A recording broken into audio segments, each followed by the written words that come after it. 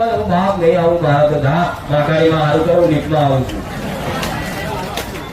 નકર પહેલાના દોહા દોષીઓ જોઈ લેજો. તમારા દાદા દાદી 2 વાર ચડે 2 વાર ઉતરી જાય ઘણા ભૂત જોયું છે ને. અને અત્યારે તો હારી સીડીઓ છે, પકડવાનું છે. પહેલા પકડવાનું નતું. આડા રસ્તા હતા કોઈ ચડી જતા 2 વાર ચડીને ઉતરે. એ શક્તિ ચોથી આવે એ રેણી કેણીની શક્તિ. આ તો 25 વખત સોડા પીન ચડશે તો ના ચડાય.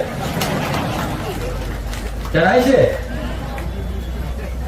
રેણી કેણી. એટલે આજના માણસો રેણી કેણી જેવી પાડે એ કહું તો ગાજ પેલા બધું રાખતા. મારા તો દરેક 18 વર્ણના દરેક સમાજના મારા સમાનતા છે. મેં કોઈ જાતિનો ભેદભાવ નહીં કર્યો. તેના કોઈ વાલ્મીકી સમાજ હોય ને તો એના તો પાણી નતા પીતા. આવું હતું. આજે કઈક માણસો આવો ભેદભાવ રાખી કે એના ઘરનું પાણી ના પીવું તો હોટલ નું ખાય એ કશું નહીં.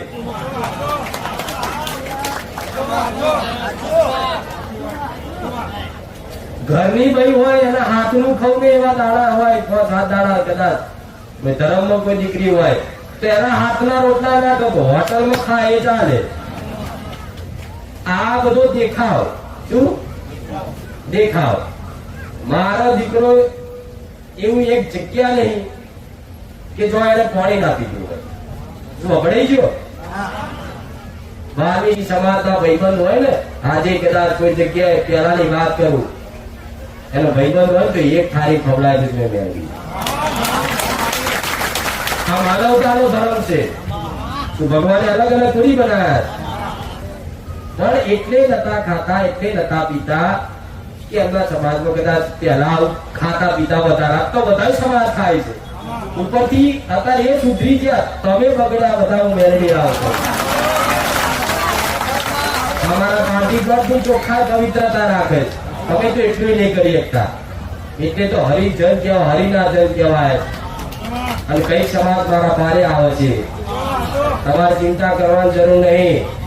હું મેરેડી બેઠી હું દરેક વર્ણની છું, 18 નાથની છું. કોઈ ભેદભાવ નહીં રખાવા.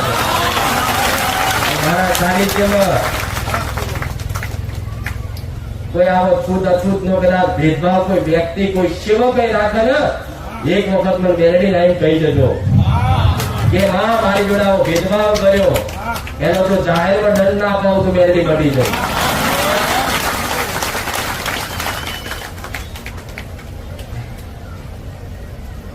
દેખાવ નહીં રહેણી કેણી.